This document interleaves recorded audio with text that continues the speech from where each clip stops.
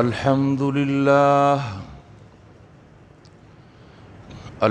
لله نحمده ونستعينه ونستغفره ونؤمن به ونتوكل عليه ونعوذ بالله من شرور أنفسنا ومن سيئات أعمالنا من يهده الله فلا مضل له ومن يضلله فلا هادي له ونشهد أن لا إله إلا الله وحده لا شريك له ونشهد أن محمدًا عبده ورسوله أما بعد فإن خير الحديث كتاب الله وخير الهدي هدي محمد صلى الله عليه وسلم وشر الأمور محدثاتها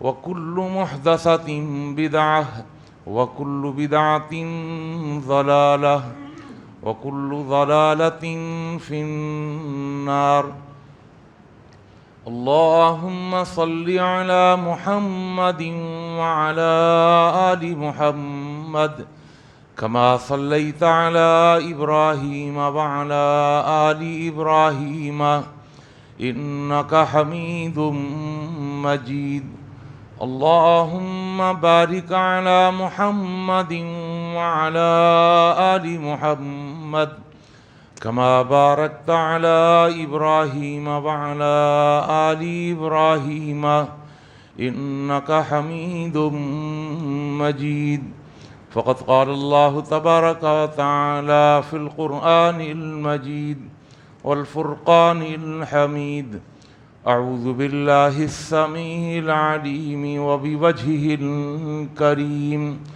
وسلطانه القديم من الشيطان الرجيم بسم الله الرحمن الرحيم إنما المؤمنون إخوة فأصلحوا بين أخويكم واتقوا الله لعلكم ترحمون رب اشرح لي صدري ويسر لي أمري واحلل عقدة من لساني يفقهوا قولي سبحانك لا علم لنا إلا ما علمتنا إنك أنت العليم الحكيم اللهم انفعنا بما علمتنا وعلمنا ما ينفعنا وزدنا علما اللهم إنا نعوذ بك من علم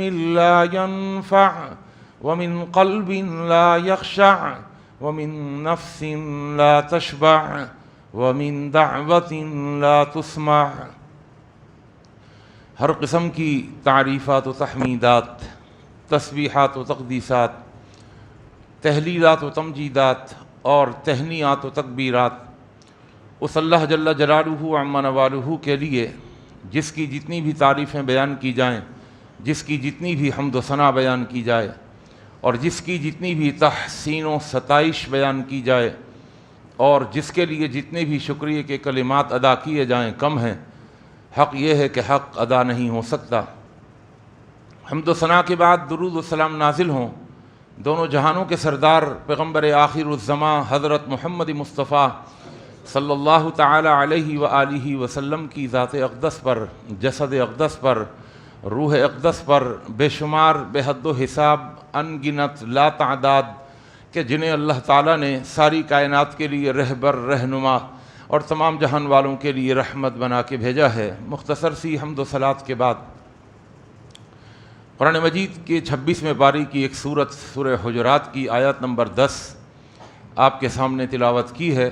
اللہ تعالیٰ سے دعا ہے اللہ مجھے اور آپ کو، ہم سب کو قرآن مجید کا صحیح فہم اور قرآن مجید کی صحیح سمجھ عطا فرما دے، اور جمعے کی وساطت سے میں اور آپ جو بھی قرآن و حدیث کی باتیں اور نصیحتیں سنتے اور سناتے ہیں، اللہ ہمیں ان پر اخلاص کے ساتھ عمل پیرا ہونے کی بھی توفیق عطا فرما دے۔ گزشتہ کئی جمعوں سے آپ کے سامنے اللہ کے پیغمبر صلی اللہ علیہ وسلم کی ایک 3 لفظی حدیث، المؤمن مرآت المومن، مومن مومن کا آئینہ ہے، اس کی تشریح، اس کی توضیح آپ کے سامنے بیان ہو رہی ہے۔ اور اس سلسلے میں میں آپ کو اللہ کی توفیق سے یہ بتا چکا ہوں کہ تشبیہات کی دنیا میں یہ حدیث اپنی مثال آپ ہے، اور اہل نظر اور اہل دل نے اس حدیث پر جو غور و خوض کیا ہے اور اس کے اندر غوطہ زن ہو کر معانی اور مفاہیم کے اس سمندر میں غوطہ زن ہو کر جو ہیرے اور جواہرات تلاش کیے ہیں، وہ آپ کے سامنے اللہ کی توفیق سے رکھ رہا ہوں۔ میں نے آپ کو بتایا تھا کہ مومن مومن کا آئینہ ہوتا ہے۔ آئینے کی ایک خصوصیت تو یہ ہے کہ آئینہ ایک ہی وقت کے اندر انسان کے نقائص، عیوب، برائیاں اور محاسن، محامد اور اچھائیاں ایک ہی وقت میں دکھاتا ہے۔ ایک مومن کو بھی چاہیے کہ اس کو صرف عیوب نظر نہ آئے اپنے مومن بھائی کے، بلکہ اس کی اچھائیوں پہ بھی نگاہ ہونی چاہیے۔ اور دوسری خصوصیت آئینے کی یہ میں نے آپ کو بتائی تھی کہ آئینہ جو ہوتا ہے وہ گواہی دیتا ہے، وہ بتاتا ہے، وہ آپ کو آپ کی پہچان کرواتا ہے کہ آپ کیسے ہیں۔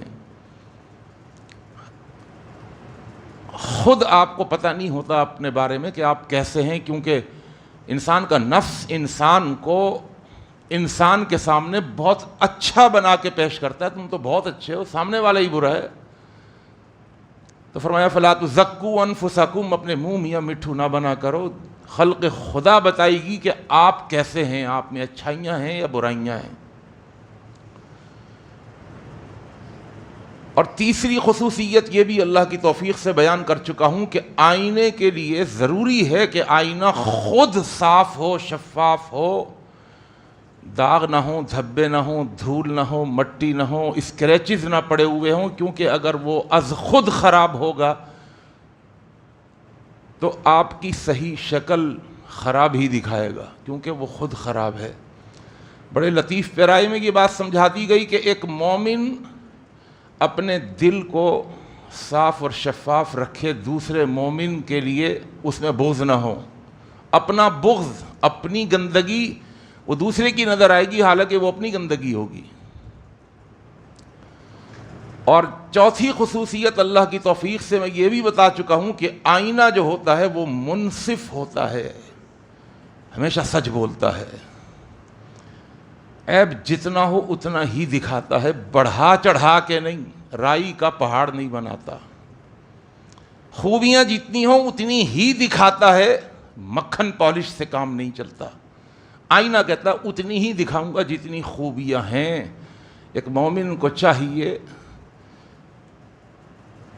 کہ عیوب کسی کے بیان ہی نہ کرے، اگر بیان کر رہا ہے تو اتنے ہی ہوں جتنے اس میں عیوب ہیں، بڑھا چڑھا کر نہیں۔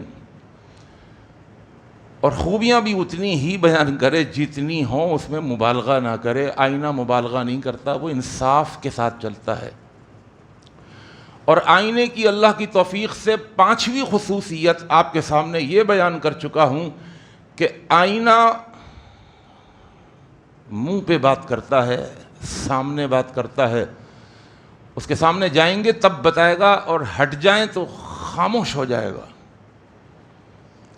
پکچر ایسے غائب ہو جائے گی، وہ جو پکچر اتنی وضاحت سے اور صراحت سے اور ایک ایک تل دکھا رہا تھا، ایک ایک معمولی سا دھبا دکھا رہا تھا، سرما ذرا سا زیادہ لگ گیا تو بتا رہا تھا، ایک چھوٹا سا دانہ بھی دکھا رہا تھا، لیکن جیسے ہی آئینے کے سامنے سے ہٹے تو آئینہ خاموش۔ پتہ چلا کہ مومن غیبت بھی نہیں کرتا، اس لیے کہ آئینے سے ہٹ جانے کے بعد جب کوئی دوسرا آ کر پوچھتا ہے وہ کیسا تھا تو آئینہ کہتا ہے پتہ ہی نہیں۔ آئینے کی میموری نہیں ہوتی، آئینے کی میموری صفر ہوتی ہے۔ وہ پیٹھ پیچھے بات ہی نہیں کرتا، وہ کہتا توڑ دو، ایک لفظ نہیں نکال سکتے میرے اندر سے۔ آئینے کی چھٹی خصوصیت گزشتہ جمعے اللہ کی توفیق سے یہ بیان ہو چکی تھی کہ آئینہ صرف ظاہر دکھاتا ہے، باطن نہیں دکھاتا. ظاہر کو دکھاتا ہے، باطن میں کیا چھپا ہوا ہے کہا مجھے نہیں معلوم. تو احکام شریعت کے اندر لوگوں کے ساتھ تعامل اور معاملہ جو ہوگا وہ ظاہر کو دیکھ کر کے ہوگا. نیتوں کے پیچھے نہ پڑیں، نیتوں کا اللہ کو پتہ ہے. آپ ظاہر کو دیکھ کر حکم لگائیں. اور اس سلسلے میں بھی میں چند احادیث آپ کے سامنے رکھ چکا ہوں کہ جو باطنی معاملات ہیں، اندر کے معاملات ہیں، اندر نفاق ہے، اندر ریاکاری ہے، شہرت ہے، ناموری ہے، آپ صرف ظاہر کو دیکھیں. آپ نے کیا بڑا شعباد ہے بھئی، کیوں کہہ رہے ہیں آپ ظاہر کو دیکھیں نا. کسی بھی اچھے افعال و اعمال کے پیچھے نیتیں کیا ہیں، اغراض و مقاصد کیا ہیں، اللہ کو پتہ ہے، آپ کو نہیں پتہ. اور اس سلسلے میں بھی اچھی خاصی گفتگو ہو چکی. میں آج کی جمعے کی اس نشست میں آپ کے سامنے آئینے کی 7ویں بڑی خصوصیت رکھنے والا ہوں، اس امید کے ساتھ کہ آپ کی توجہ مجھے حاصل رہے گی. یہ بھی بہت بڑی خصوصیت ہے آئینے کی. اور میں عش کر اٹھتا ہوں اللہ کے پیغمبر صلی اللہ علیہ وسلم کی اس 2-3 لفظی حدیث پر. مومن کے لیے آئینہ ہوتا ہے. آئینے کی 7ویں خصوصیت اور 7ویں کوالٹی یہ ہوتی ہے کہ آئینہ، اللہ اکبر، اور یہ خصوصیت میں سمجھتا ہوں کہ تمام خصوصیتوں سے سب سے بڑھ کر ہے کہ آئینہ جو ہوتا ہے وہ خیر خواہ ہوتا ہے. آئینہ جو ہے وہ خیر خواہ ہوتا ہے، ناصح ہوتا ہے، ناصح، خیر خواہ. کس طرح خیر خواہ کس طرح ہوتا ہے؟ اس لیے کہ انسان جب آئینے کے سامنے جاتا ہے تو آئینہ اس کو اسی کا عکس دکھاتا ہے. تو ایک مومن کے لیے آئینہ ہے. جب ایک مومن کے سامنے جائے تو ایک مومن کو سامنے والے مومن کے اندر اپنا ہی عکس نظر آنا چاہیے، اپنا آپ نظر آنا چاہیے. اپنا آپ نظر آتا ہے نا آئینے میں، وہ دوسرا آدمی تو نظر نہیں آتا. تو ایک مومن جب مومن کے سامنے جائے تو جس طرح آئینے کے سامنے جاتے ہیں تو آئینہ اسی کا عکس اسی کو دکھاتا ہے، اسی کا عکس اس کو دکھاتا ہے. اللہ اکبر! کیا مطلب کہ اسی کا عکس اس کو دکھاتا ہے؟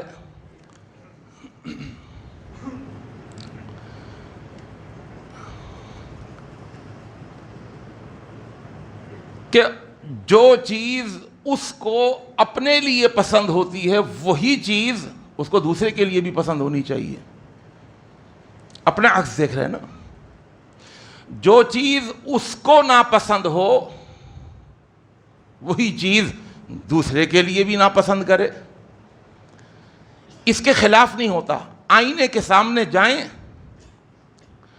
تو ایسا نہیں ہوتا کہ آئینہ کچھ اور عکس دکھائے.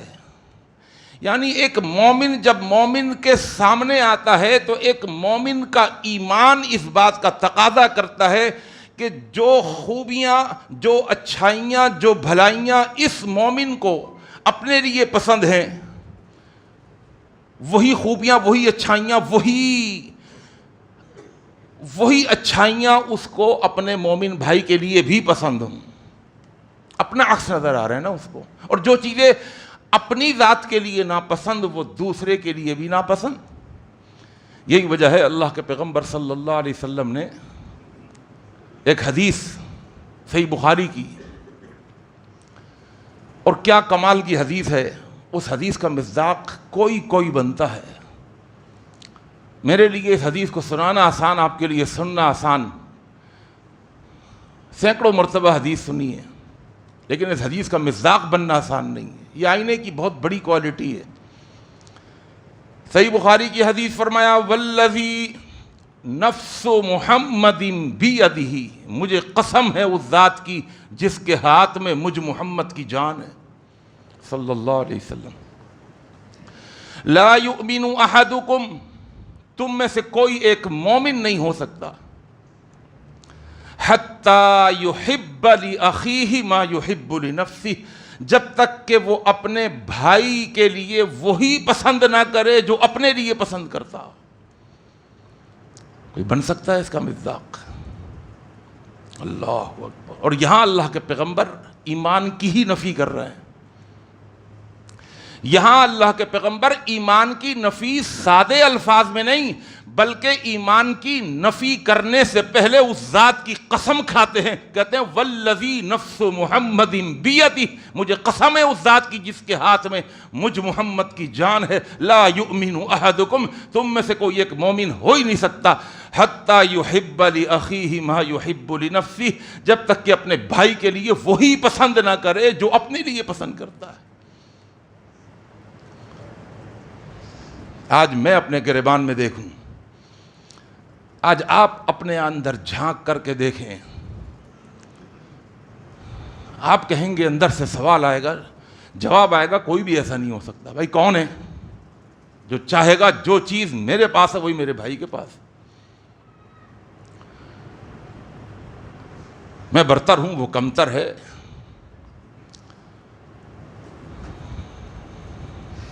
اس کی چاہت یہ ہو، اس کی کوشش یہ ہو، اس کی مرضی یہ ہو، اس کی نیت یہ ہو کہ جو بھلائی، جو اچھائی میرے پاس ہے وہی اچھائی، وہی بھلائی میرے بھائی کے پاس بھی ہو، اور جس برائی سے، جس کمزوری سے، جس عیب سے میں پاک ہوں وہ بھی پاک ہو جائے۔ جو مجھے اپنے لیے ناپسند وہ اپنے بھائی کے لیے بھی ناپسند۔ اور قرآن مجید کا ایک اور مقام جس میں اللہ تعالیٰ فرماتے ہیں لن تنالوا البر حتی تنفقوا مما تحبون، اور اس میں بھی آپ کی توجہ چاہتا ہوں، اللہ نے فرمایا لن تنالوا البر، ہرگز تم نیکی کے مقام پر نیکوکار نہیں بن سکتے، نیکی کرنے والے نہیں بن سکتے، ہرگز نہیں بن سکتے۔ نیکوکار ایک بہت بڑا مقام ہے، اس مقام تک تم پہنچ ہی نہیں سکتے، نیکی کی حقیقت تک تم جا ہی نہیں سکتے۔ لن تنالوا البر حتی تنفقوا مما تحبون، حتیٰ کہ تم وہ خرچ کرو جسے تم خود پسند کرتے ہو، جو اپنی ذات کے لیے پسند کرتے ہو نا، وہ خرچ نہ کرو۔ کون ہے بھائی؟ آج کا ہمارا معاشرہ تو اتنا بگڑ چکا ہے، ہمارے گھروں کا حال کیا ہے؟ تازہ کھانا، عمدہ کھانا، فریش کھانا دسترخوان پر چن دیا گیا، ہم کھا رہے ہیں۔ وہ ملازم، وہ ماسی جو ہمارے آگے پیچھے پھر رہی ہے، جو برتن لگا رہی ہے، برتن اٹھا رہی ہے، کھانا بنا رہی ہے، کھانا نکال رہی ہے، اس کو اس کھانے میں سے اس وقت ہاں نہیں بھائی یہ تو ہم کھائیں گے، پہلے ہمارا کھانا ہے، اس کو کہاں، اس کو بھی دے دیں گے، بھائی وہ کل کا کھانا گرم کر دو اس کے لیے۔ ایسا ہے یا نہیں ہے؟ آپ کو پسند نہیں کل کا کھانا؟ نہیں ہمیں یہ کھانا پسند ہے۔ اللہ کہتا ہے تم نمازی ہو سکتے ہو، روزے دار ہو سکتے ہو، حاجی ہو سکتے ہو، حافظ ہو سکتے ہو، پہلے صف کے نمازی ہو سکتے ہو، لیکن تم نیکوکار نہیں ہو سکتے۔ نیکی کے مقام تک پہنچنا، نیکی کی روح تک پہنچنا، نیکی کی حقیقت تک پہنچنا، یہ ہر ایک کے بس کی بات نہیں ہے۔ لن تنالوا البر، اچھا نفی بھی تاکیدن کی، ہرگز نہیں پہنچ سکتے تم نیکی کے مقام پر، نیکوکار ہرگز نہیں بن سکتے جب تک کہ تمہارا اخلاقی وجود نکھر کر، صاف ستھرا ہو کر، پیوریفائی ہو کر اس مقام تک نہ پہنچ جائے کہ تم اپنے سامنے والے بھائی کے لیے وہی پسند کرو جو اپنے لیے پسند کرو، اس کو وہی دو جس کو خود اپنے لیے پسند کرتے ہو۔ حتی تنفقوا مما تحبون۔ اور قرآن مجید کا ایک اور مقام جس میں اللہ تعالیٰ فرماتے ہیں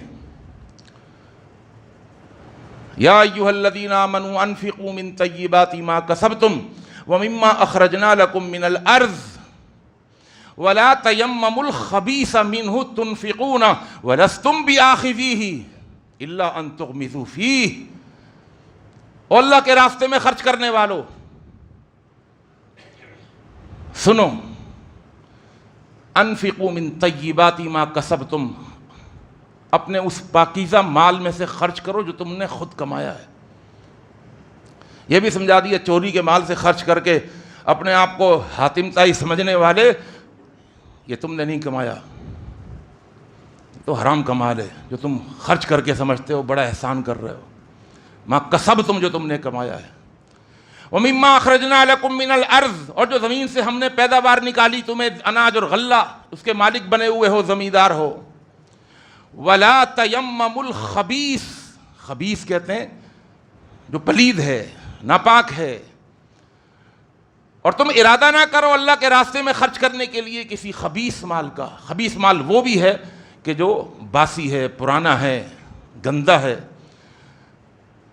وَلَسْتُمْ بِآخِذِهِ، اللہ کہتا ہے اس مال کو جو اب سڑ گیا، جو سڑنے کے قریب ہو گیا، جو اب بالکل پھٹنے لگا ہے، اور تم چلے ہو حاتم طائی بننے کے لیے، سخاوت کے دریا بہانے کے لیے، یہ پھٹے ہوئے کپڑے غریبوں میں بانٹنے کے لیے۔ اللہ کا قرآن کے الفاظ ذرا غور کیجیے گا، لستم بآخذیہ، اگر یہی تم کو دیا جائے تم نہیں لوگے، یا لے لیں گے ہم؟ ایک ذرا سی بھی کمزوری اگر یہ رہ جائے نا، سسرال والے واپس بھیج دیتے ہیں۔ میاں گرا پڑا سمجھا کیا تم نے؟ مٹھائی کا ڈبہ پھٹا ہوا تھا، اس طرح دیتے ہیں، تھیلی پھٹی ہوئی تھی، ایسا لگ رہا ہے ڈبہ کھول دیا تھا۔ اوہ ہو، کیا نخرے ہیں، کیا دماغ پایا ہے۔ اللہ فرماتا ہے وَلَسْتُمْ بِآخِذِهِ، یہ مال جو تم غریبوں کے لیے دے رہے ہو، غریبوں کے لیے نہیں دے رہے، یہ تم اللہ کے نام پر دے رہے ہو، اللہ کے نام پر۔ کیا جس اللہ کے نام پر تم یہ مال دے رہے ہو، اس اللہ نے تم کو یہی گھٹیا مال دیا تھا؟ یہ اللہ کا قرآن ہے۔ یہ اگر یہی مال اگر تھوڑی دیر کے لیے تمہیں کوئی دے، تم لے لو گے؟ اللہ تمہارا یہ گھٹیا مال لینے کے لیے نعوذ باللہ انتظار کر رہا ہے، بیٹھا ہوا ہے۔ لستم بآخذیہ الا ان تغمضوا فیہ، ہاں اگر ایک صورت ہے تم لے لو گے کہ تم چشم پوشی سے کام لو، آنکھیں بند کر لو، یار جو دے رہا ہے نا وہ باس ہے، ہاں ہاں اس کو ہم کچھ کہیں گے تو برا مان جائے گا، لے لو بھائی لے لو، آنکھیں بند کر کے لے لو گے، دل سے نہیں لو گے۔ فرمایا ان اللہ طیب لا یقبل الا طیبا، اللہ بہت پاک ہے، کوئی چیز قبول نہیں کرتا جو بالکل پاک ہو وہ قبول کرتا ہے۔ عمدہ سے عمدہ، بہترین سے بہترین چیز اللہ کے نام پر دو۔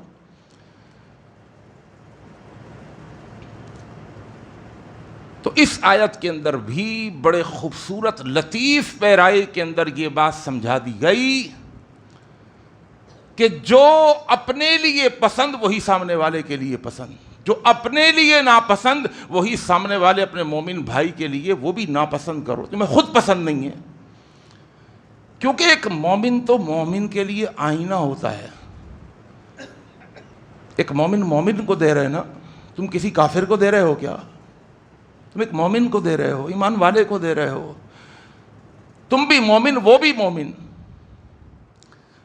تو پھر پسند اور ناپسند کا فرق کیسا؟ جو تمہاری پسند وہی اس کی پسند، جو تمہیں ناپسند وہی اس کو ناپسند، تو پھر فرق نہیں ہونا چاہیے۔ اس لیے کہ آئینہ تو بالکل وہی عکس دکھاتا ہے جو عکس ہے، جو تصویر اس کے سامنے ہے۔ تم تھوڑی دیر کے لیے ابھی تو دینے والے ہو نا، لینے والے بن جاؤ۔ آئینہ عکاسی کرتا ہے پوری پوری، جو تم دے رہے ہو تھوڑی دیر کے لیے لینے والے بن جاؤ، لے لو گے، یہ پسند آئے گا یہ گفٹ تمہیں؟ ہرگز نہیں آئے گا۔ جب تمہیں ناپسند ہے تو اپنے بھائی کے لیے بھی اس کو ناپسند کرو۔ اللہ اکبر۔ اس سلسلے میں آپ کو ایک حدیث سناؤں۔ اللہ کے پیغمبر صلی اللہ علیہ وسلم کے ایک صحابی ہیں، جریر بن عبداللہ، بخاری کی حدیث ہے۔ یہ بڑے خوبصورت صحابی تھے اور بڑے لمبے قد کے، گورے چٹے، اپنے قبیلے کے سردار، اور بہترین عربی زبان فصاحت و بلاغت کے ساتھ بولنے والے۔ اس طرح کے ہمارے دور میں شعراء ہوتے ہیں، ادیب ہوتے ہیں، ان کی زبان کے الفاظ بڑے ادیبانہ گفتگو کے ساتھ ہوتے ہیں۔ بہت بڑے ادیب تھے۔ اللہ کے رسول صلی اللہ علیہ وسلم اتنے بے تکلف تھے ان سے۔ صحیح بخاری میں آتا، جریر بن عبداللہ کہتے ہیں میں کسی بھی مجلس میں چلا جاتا، کبھی اللہ کے پیغمبر نے مجھے روکا نہیں کہ بھئی ذرا تم نہ ہو۔ ما حجبنی النبی صلی اللہ علیہ وسلم منذ اسلمت، میرے اسلام لانے کے بعد، الا رآنی الا تبسم فی وجہی، اور جب بھی آپ مجھے دیکھتے تھے نا تو میرے چہرے پر ایک تبسم ہوتا تھا، ایک مسکراہٹ ہوتی تھی کہ اللہ کے پیغمبر جب مجھے دیکھیں تو میرے چہرے کو ایک معمولی سی مسکراہٹ کے ساتھ دیکھیں۔ ایک دن میں نے شکایت کی، وَلَقَدْ شَكَوْتُ إِلَيْهِ، اے اللہ کے پیغمبر، إِنِّي لَا أَثْبُتُ عَلَى الْخَيْلِ، مجھے گھڑ سواری کا بڑا شوق ہے، اس کو ہارس رائڈنگ کہتے ہیں، لیکن میں گر جاتا ہوں گھوڑے پر سے۔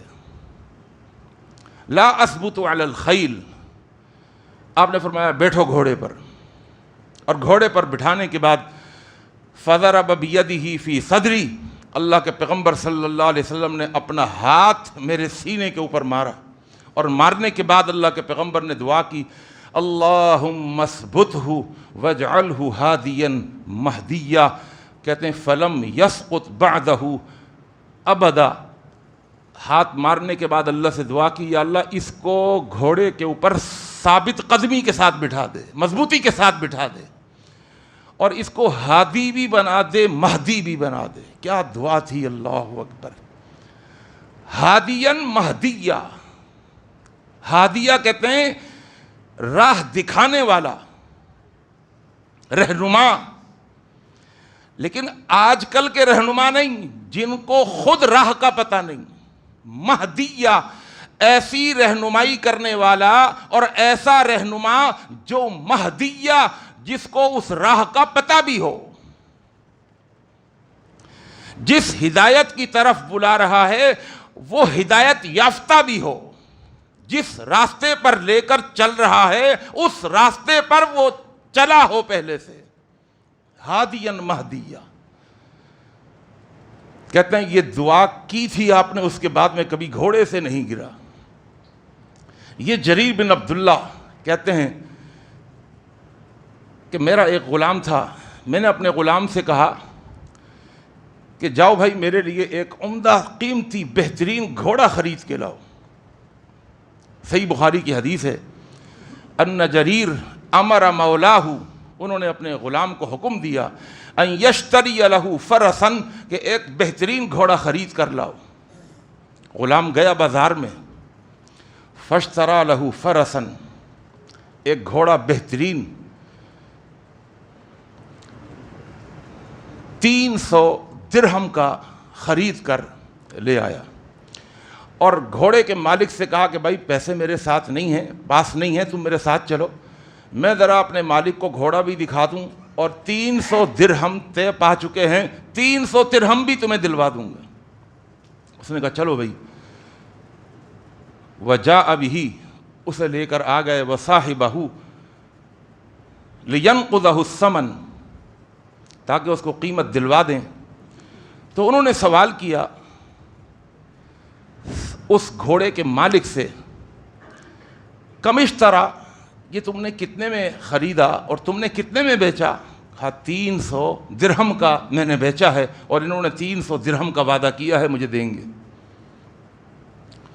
تو جریر کہنے لگے اس گھوڑے کے مالک سے کہ بھائی فرسک خیر من 300 درہم، تمہارا گھوڑا جو ہے وہ 300 درہم سے زیادہ قیمتی لگتا ہے، 300 درہم سے زیادہ قیمتی لگتا ہے، تم نے تو اس کی قیمت کم لگا دی۔ اس نے کہا بھائی صحیح ہے، زیادہ ہے، لیکن مجھے ضرورت ہے، مجھے پیسے چاہیے، میں نے اپنا گھوڑا بیچنا ہے، اور آپ کا یہ ساتھی، یہ غلام، اس سے میری بات چیت ہوتی رہی، یہ مجھ سے کم کراتا رہا، میں کم کرتا رہا، لیکن 300 درہم پر سودا طے ہو چکا ہے۔ کہنا کہ وہ تو صحیح ہے، یہ بتاؤ اتبیعہ ب400 درہم، 400 درہم کا بھیج دو گے مجھے؟ اپنی ایمان سے بتائیے کوئی ملے گا ایسا خریدار؟ آج ہم جائیں گے اس طرح مارکیٹ میں، خریدیں گے اس طرح، یار 4 لاکھ کی نہیں، مجھے 3 لاکھ کی نہیں، مجھے یہ 4 لاکھ روپے کی دے دو۔ اللہ اکبر! اس نے سنا، قال ذاک الیک یا ابا عبداللہ، اس نے کہا بھائی یہ تو آپ کی مرضی ہے، مجھے اس کے 400 درہم دے دیں۔ فقالا، کہنے لگے نہیں یار، فرسک خیر من ذالک، تمہارا گھوڑا تو 400 درہم سے بھی زیادہ مجھے قیمتی لگتا ہے، اتبیعہ ب500 درہم، بھائی 500 درہم کا اگر دے دو تو جی ہمارے زمانے میں، ہمارے معاشرے میں اس سے بڑا کوئی بیوقوف ہوگا؟ 500 درہم کا دے دو۔ قال ذاک الیک یا ابا عبداللہ، اس نے کہا بھائی اللہ کے بندے، او ابا عبداللہ، یہ تو آپ کی طرف سے، آپ دیں مجھے، میں تو لینے کے لیے تیار ہوں۔ 500 درہم، میرا گھوڑا بہت قیمتی ہے، کوئی ضرورت تھی میری، جس ضرورت کی وجہ سے اتنا قیمتی گھوڑا میں اتنے کم پیسوں میں فروخت کر رہا تھا، آپ تو جانتے ہیں گھوڑے کی قیمت کو، آپ مجھے 500 درہم دے دیں۔ پھر اس کے بعد انہوں نے اس گھوڑے کو دیکھنے کے بعد کہا فرسک خیر من 500 درہم، او بھائی تمہارا گھوڑا تو مجھے 500 درہم سے بھی زیادہ مہنگا لگتا ہے۔ قال ذاک الیک یا عبداللہ، فقال فرسک خیر ثم لم یزل یزیدہ 100 ف100، کہا 600 درہم کا دے دو۔ اس نے کہا جی میں تیار ہوں۔ کہا نہیں 600 درہم بھی کم ہے یار، یہ قیمتی گھوڑا ہے، 700 درہم لے لو۔ اس نے کہا میں تیار ہوں بھائی۔ کہنے لگے نہیں، میں اس کی قیمت 800 درہم مقرر کرتا ہوں، اور 800 درہم نکال کر فاشتراہ بہا، وہ گھوڑا اس سے 800 درہم پر خرید لیا۔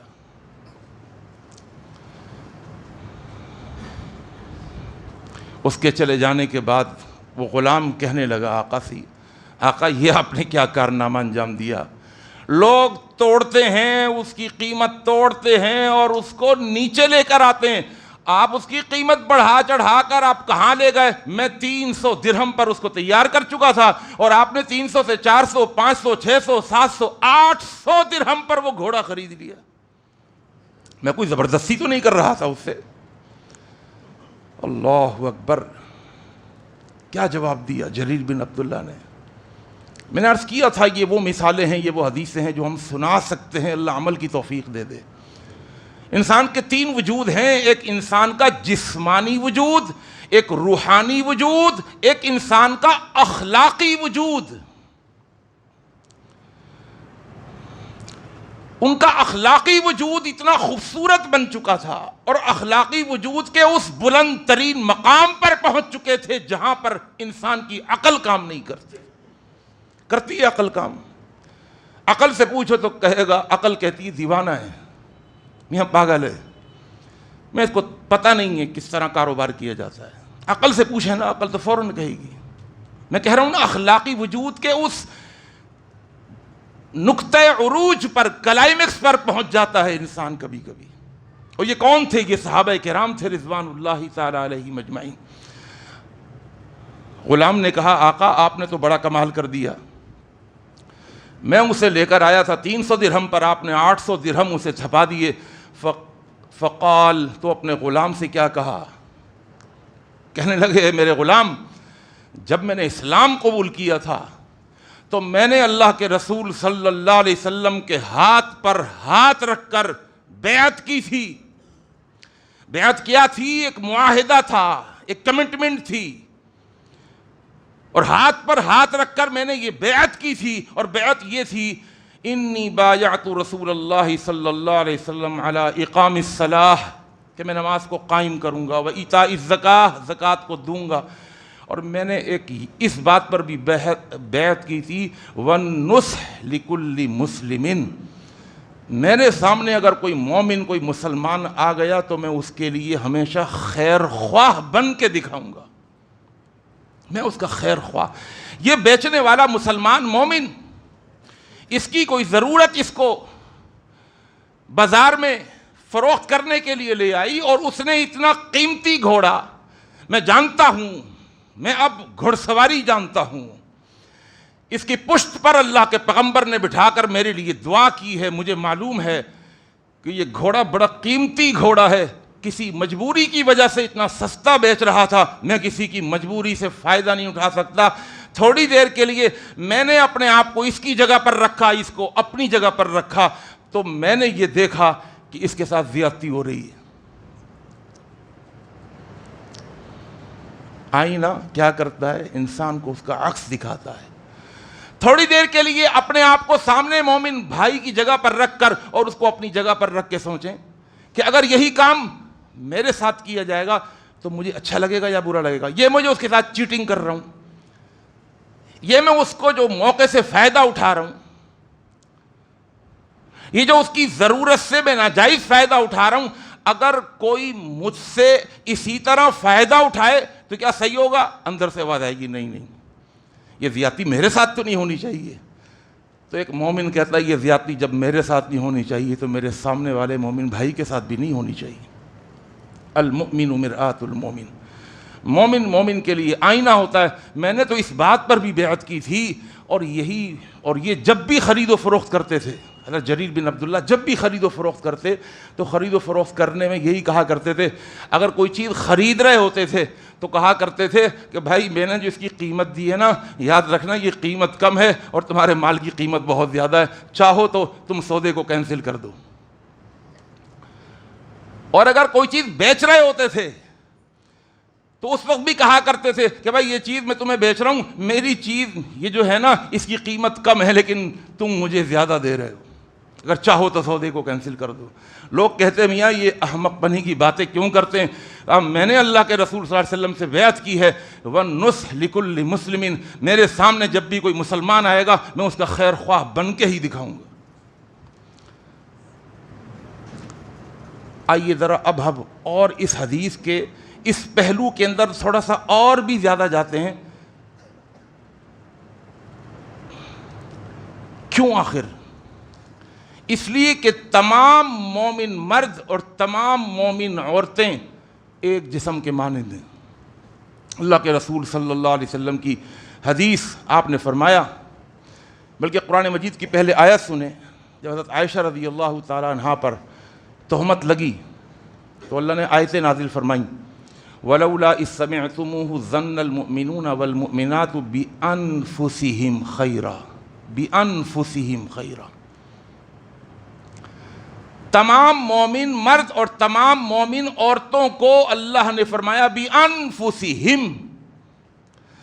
جریر طبعی کہتے ہیں کہ تمام مومنوں اور تمام مومنات کو تشبیہ دی گئی ہے بِأَنفُسِهِمْ کے ساتھ، لفظ بِأَنفُسِهِمْ کے اندر جوڑ دیا۔ کیوں ایسا نہیں ہوا؟ کہ یہ مومن مرد اور مومن عورتیں بدگمانیاں کر رہے تھے حضرت عائشہ رضی اللہ تعالیٰ عنہا سے متعلق بِأَنفُسِهِمْ، اور ان کی یہ بدگمانیاں بِأَنفُسِهِمْ اپنے آپ سے تھیں، یعنی بڑے خوبصورت پیرائے میں یہ بات سمجھا دی کہ بدگمانی کرنے والا سامنے سے، وہ سامنے والے سے بدگمانی نہیں کرتا، وہ اپنے آپ سے کرتا ہے، کہ اس مومن میں اور اس مومن میں کوئی فرق ہو رہی ہے۔ مومن مومن کا آئینہ ہوتا ہے۔ کیا تمہیں یہ بات پسند ہوگی کہ کوئی تمہارے ساتھ بدگمانی کرے؟ تو لہذا تمام مومنوں اور تمام مومنات کو بِأَنفُسِهِمْ کے ساتھ جوڑ دیا کہ یہ ایک ہی ہیں، ایک ہی نفس ہیں۔ اور جس طرح کہ اللہ کے رسول صلی اللہ علیہ وسلم کی وہ حدیث، مثل المؤمنین فی توادہم وتراحمہم وتعاطفہم کمثل الجسد الواحد، تمام مومنوں اور تمام مومنات کی مثال ایسی ہے محبت میں، مودت میں، رافت میں، عطوفت میں، شفقت میں. جیسے کہ ایک جسم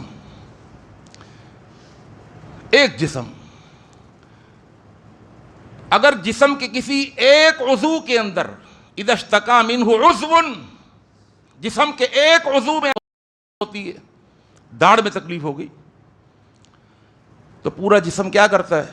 داڑھ سے کہتا ہے چلو جی اپنی تکلیف کو خود ہی بھگتو، ہم تو پڑے ہوئے سو رہے. اللہ اکبر. آنکھیں بھی جاگ رہی ہیں، حالانکہ آنکھوں میں تکلیف نہیں ہو رہی، کان میں تکلیف نہیں ہو رہی، ٹانگوں میں تکلیف نہیں ہو رہی، تکلیف تو داڑھ میں ہے. فرمایا کہ تمام مومن اور تمام مومنات، سارے ایمان والے ایک جسم کی طرح ہیں. اگر کسی ایک عضو میں تکلیف ہوتی ہے تداعى له سائر الجسد بالسہر والحمى، تو پورا جسم کے سارے اعضاء جاگ رہے ہوتے ہیں اور بخار کی تکلیف میں مبتلا ہوتے ہیں. ارے گلے میں انفیکشن ہے نا بھائی، گلے کی تکلیف سے ٹانگ کا کیا تعلق، دماغ کا کیا تعلق، ہاتھ کا کیا تعلق؟ پورا جسم بخار سے تپ رہا ہوتا ہے. کس کی وجہ سے؟ گلے کے انفیکشن کی وجہ سے. ایک مومن دوسرے مومن کے ساتھ اس طرح جڑا ہوا ہے جس طرح ایک عضو کا تعلق دوسرے تمام اعضاء کے ساتھ ہے. ایک اور مقام پہ اللہ نے فرمایا وَلَا تَلْمِزُوا أَنفُسَكُمْ. توجہ فرمائیے گا، میں بڑی تیزی سے آگے کی طرف بڑھ رہا ہوں اور اس موضوع کو یہاں مکمل کرنا چاہتا ہوں. وَلَا تَلْمِزُوا أَنفُسَكُمْ، یہ نہیں فرمایا وَلَا يَلْمِزْ بَعْضُكُمْ بَعْضًا، عیب نہ لگائیں تم میں سے بعض پر، یہ نہیں کہا. کیا فرمایا؟ لا تلمزوا، بھپتیاں نہ کسو، لا تلمزوا، اشارے بازیاں نہ کرو، ولا تلمزوا، عیب جوئی نہ کرو، انفسکم، اپنے نفسوں کی. اگر بعضکم بعضا کہہ دیتے تو بعض الگ بعض کے اوپر عیب نہ لگائیں تو یہ بعض الگ ہو گئے، یہ بعض الگ ہو گئے. آ رہی ہے بات سمجھ میں؟ تھوڑی سی علمی گفتگو ہے، توجہ کریں گے تو آئے گی سمجھ میں. اللہ نے یہ نہیں فرمایا تم میں سے بعض کے اوپر عیب جوئی نہ کریں، یہ نہیں کہا. اس لیے کہ اگر یہ کہہ دیتا کہ بعض کی عیب جوئی نہ کریں، بعض لوگوں کے اوپر بھپتیاں نہ کسیں، بعض لوگوں کے خلاف نہ جائیں، ان کی عزتیں نہ خراب کریں، تو الگ الگ ہو جاتے ہیں نا. اللہ فرماتا ہے نہیں وَلَا تَلْمِزُوا أَنفُسَكُمْ، اپنے آپ پر عیب جوئی نہ کرو. کیا مطلب اپنے آپ پر؟ یعنی جس پر تم عیب لگا رہے ہو وہ غیر نہیں ہے، اس پر عیب جوئی کرنا اپنی عیب جوئی کرنا ہے. اس پر بھپتیاں کسنا اپنے اوپر بھپتیاں کسنا ہے. ایک اور مثال دے کر میں آگے بڑھوں. قرآن مجید کا ایک اور مقام فرمایا وَلَا تَقْتُلُوا أَنفُسَكُمْ إِنَّ اللَّهَ كَانَ بِكُمْ رَحِيمًا. یہاں بھی توجہ چاہتا ہوں آپ کی. فرمایا کوئی مسلمان کسی مسلمان کو قتل نہ کرے. تو اس طرح ہو سکتے تھے الفاظ وَلَا يَقْتُلْ بَعْضُكُمْ بَعْضًا، تم میں سے بعض لوگوں کو قتل نہ کریں. مومنوں کی بات چل رہی ہے. اللہ نے بعض کر کے الگ الگ نہیں کیا. فرمایا وَلَا تَقْتُلُوا أَنفُسَكُمْ، اپنے آپ کو قتل نہ کرو، اپنے نفسوں کو قتل نہ کرو. کیا مطلب؟ توجہ بھائی. اپنے نفسوں کو کون قتل کرتا ہے؟ قاتل اور ہوتا ہے، مقتول اور ہوتا ہے. اللہ فرماتا ہے نہیں، اے قاتل، تو جو قتل کر رہا ہے نا مقتول کو، وہ مقتول کو قتل نہیں کر رہا، بلکہ ایک قاتل اپنے آپ کو قتل کر رہا ہے. وَلَا تَقْتُلُوا أَنفُسَكُمْ، قاتل اور مقتول الگ الگ نہیں ہیں. یہاں پر جو قاتل ہے وہی مقتول ہے.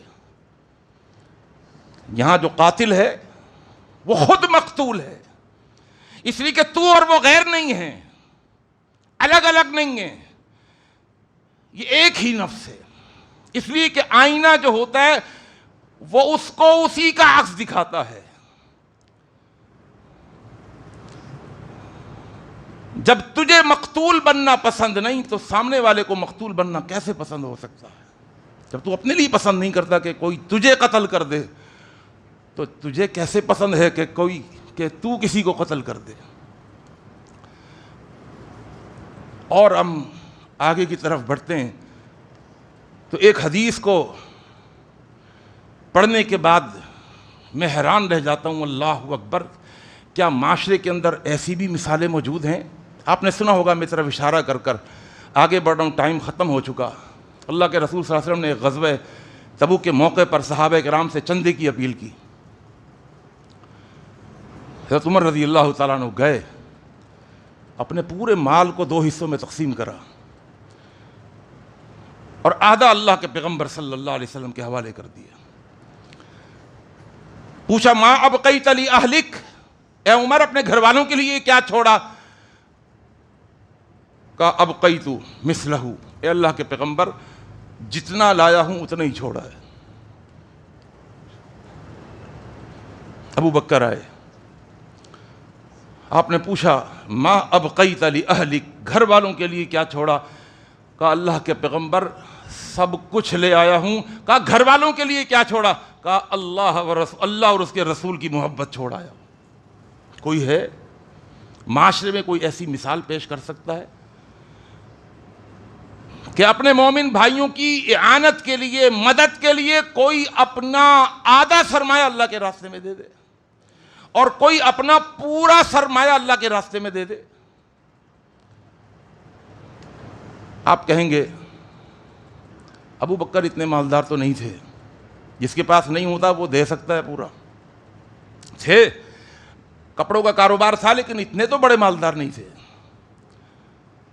گھر کا گزر بسر بہت اچھا چلتا تھا۔ حضرت عمر بھی اونٹوں کا کاروبار کرتے تھے، اونٹوں کا کاروبار، لیکن تھے مالدار، لیکن اتنے بڑے تو مالدار نہیں تھے۔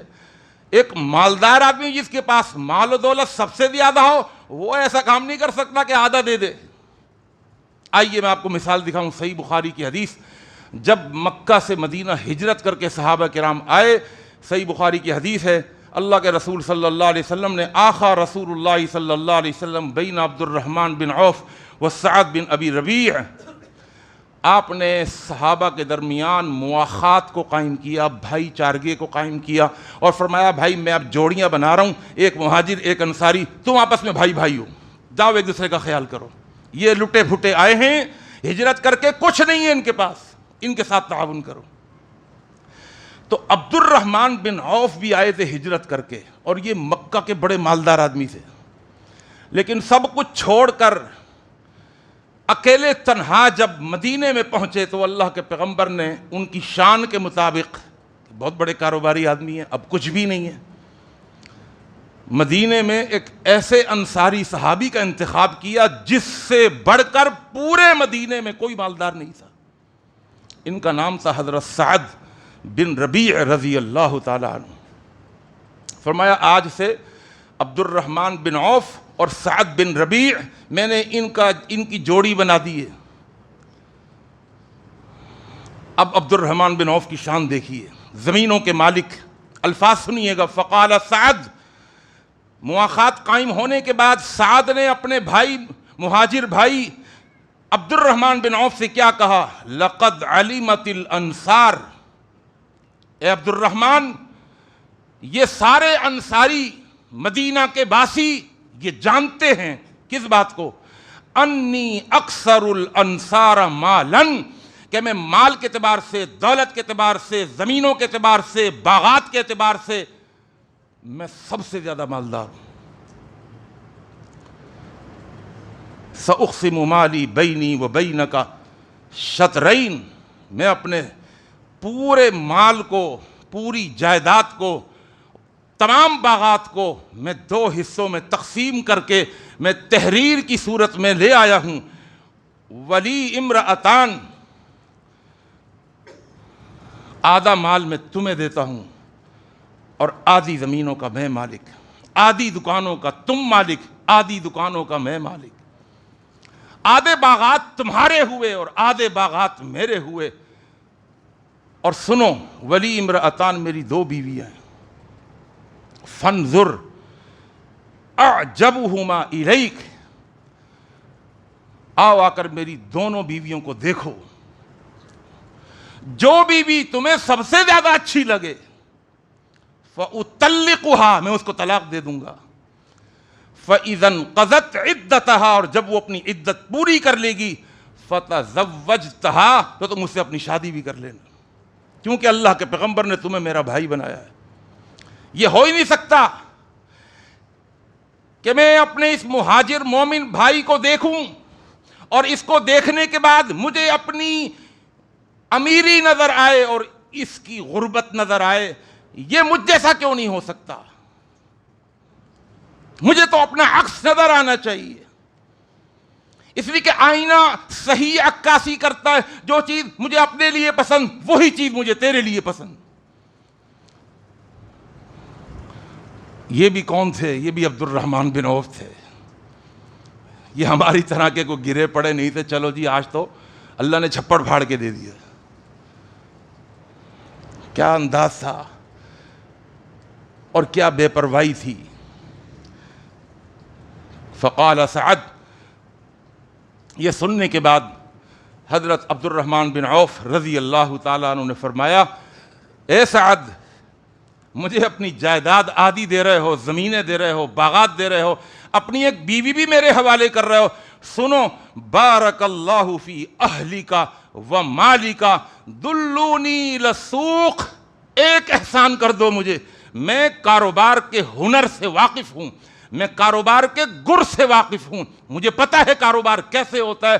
اللہ تمہیں تمہارے مال میں بھی برکت دے، تمہاری زمینوں میں برکت دے، تمہاری بیویوں میں برکت دے، اللہ تمہیں بہت برکت دے، مجھے کچھ نہیں چاہیے، بس ایک احسان کر دو، احسان یہ کہ دلونی علی السوق، مجھے راستہ بتاؤ کہ بازار کہاں ہے اور بازار کس طرف ہے، وہ بتا دو، بس مجھے ایک دفعہ بازار بھیج دو۔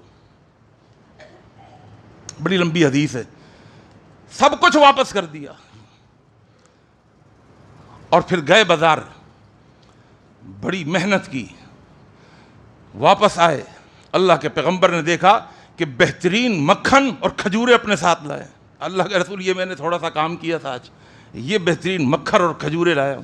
پھر گئے، کچھ دنوں کے بعد آئے تو دیکھا اللہ کے پیغمبر نے کہ ان کے اوپر زردی لگی ہوئی تھی۔ پوچھا خیریت زردی؟ کہا اللہ کے رسول، وہ جو اپٹن وغیرہ ہم کہتے ہیں نا آج کل اپٹن، کہا یہ زردی یہ میں نے شادی کر لی ہے۔ یعنی اللہ نے پھر ہاتھ پکڑا، جب ہاتھ پکڑا تو عبد الرحمن بن عوف اللہ اکبر زمینوں کے مالک بن گئے، باغات کے مالک بن گئے، اور اللہ نے شادیاں بھی کرا دیں۔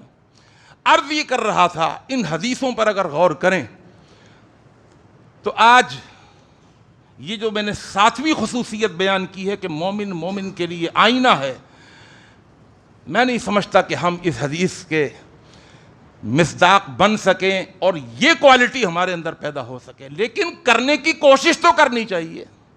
ایک مومن کے ساتھ چیٹ کرتے ہوئے تھوڑی دیر کے لیے یہ سوچ لیں کہ اگر یہی دھوکہ، یہی چیٹنگ اگر میرے ساتھ ہوتی تو کیا صحیح تھا، تو اس کے ساتھ کیوں کروں میں؟ بس اتنی سی سوچ اگر ہم نے اپنے اندر پیدا کر لی، اور اس سوچ کو پیدا کرنے کے بعد اگر اپنے اندر تھوڑی سی تبدیلی پیدا کر لی، تو آئینے کی یہ کوالٹی بھی ہمارے اندر کسی حد تک پیدا ہو سکتی ہے۔ اللہ تعالیٰ سے دعا ہے اللہ مجھے اور آپ کو سمجھنے اور سمجھانے کی توفیق عطا فرما دے، عمل کرنے کی توفیق عطا فرما دے۔ اقول قولی ھذا استغفر اللہ لی ولکم اجمعین۔